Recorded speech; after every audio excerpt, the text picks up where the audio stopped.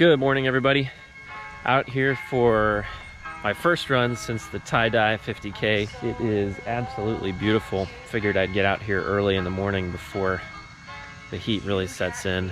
So today we're going to talk about a race recap of the tie-dye 50K. I'll tell you how it went, what went well, what didn't go well, and just kind of fill you in on all of that. So first, let's go for a run.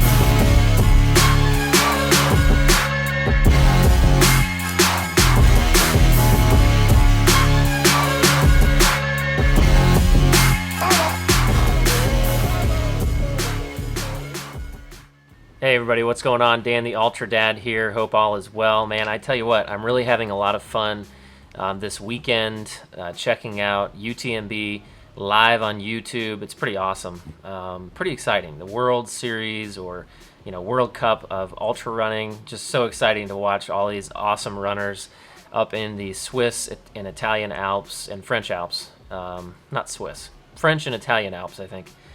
Just so awesome. So good luck to all those runners out there, and thank you so much for providing for us just an amazing entertainment and motivation and inspiration for us to follow. So anyway, what I want to focus on tonight is talking about how the tie-dye 50K went and kind of break it down for you, just a couple things that I learned from it that I'm going to be definitely taking forward to the Grindstone 100.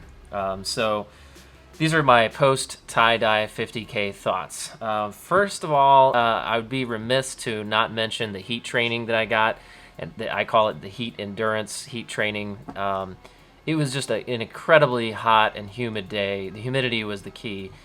Just put it to a whole nother level. And it's always good to run a race or do some hard training in that environment, because it definitely teaches you how to suffer, and what you're capable of, that you can get through it. So, that was a really good thing that I could take from that race. You're just feeling miserable a lot of the time. I know this sounds strange probably if you're not an ultra runner, but that miserable feeling and being able to push through that and find positive, good things that can come from that is really something you need to do if you're into ultra running, because ultra running is all about learning how to deal with suffering and move past that and overcome that mentally and psychologically. So the heat training aspect of it was amazing, and it was really hot. It's somewhere in the mid 90s with high humidity. The heat index was extremely high, so really worked well. And one thing I can't forget to mention again is, and you saw it in the video, is the ice scarf that I've been wearing. And just so you know, it's just one of those microfiber towels that are advertised to feel especially cool when it gets wet to your skin. I think it's just because it evaporates very quickly. It's something to do with the microfiber in the towel, but you can buy one of those anywhere. And what I did was I had my wife sew it along one of the seams, so it made it into a tube, basically, that I can then fill with ice and put over my shoulders. So really, I'm sure you can buy it elsewhere, the actual product like this, but it works very, very well for me.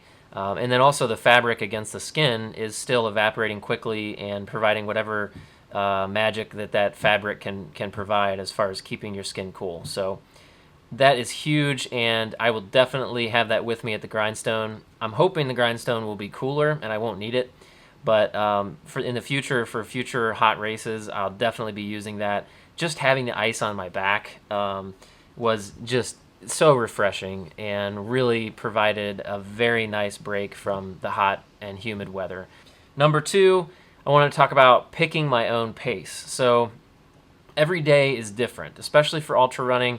Some days you're going to be faster than others, and you can go in with a solid goal that you want to meet, and that there's no problem with that. I'm not saying you shouldn't do that, but especially when conditions are adverse, when you have adversity out there, like this hot, humid day, picking your own pace and just kind of listening to your body is really key and very important. And that's what I did. From the beginning of the race, I knew this was not going to be my fastest 50K. And so instead of trying to push too hard through that, which could have ended up in just blowing up and DNFing because of heat exhaustion, I chose to not do that and just kind of listen to the body and let myself go where it needed to go. And when I needed to slow down, do that. So that's exactly what I did. And I ran, like I said, I ended up running a slower 50K for me. 7 hours and 10 minutes is pretty slow for me. I'm usually in the 6-hour range, but I'm glad I did it because it continued to teach me that lesson that you need to listen to your body and not push it too hard, especially with ultra running and with that long distance. I mean, that really can hurt your body if you're not careful. So you have to make sure and watch out for yourself, especially if you want to do this long term. That's what I did. I picked my own pace, and I realized that was not going to be a fast day, and it worked out well. And then the third thing I wanted to share is picking my battles. So not only did I pick my own pace, but I picked my battles when it came to when I was pushing and when I was relaxing a little bit more during the race and on the course. And one particular example of this, I had a really cool moment as we were getting close to the end of the race. We were within, I think, 3 miles of the end of the race. My friend Eric and I heard a group behind us, 3 or 4 guys, that were moving pretty well. And I was a little bit concerned that they might catch us, and I really didn't want them to.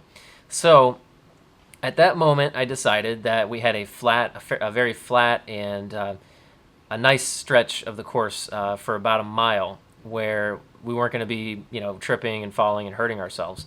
So we picked up the pace and, pushed through and didn't walk during that section.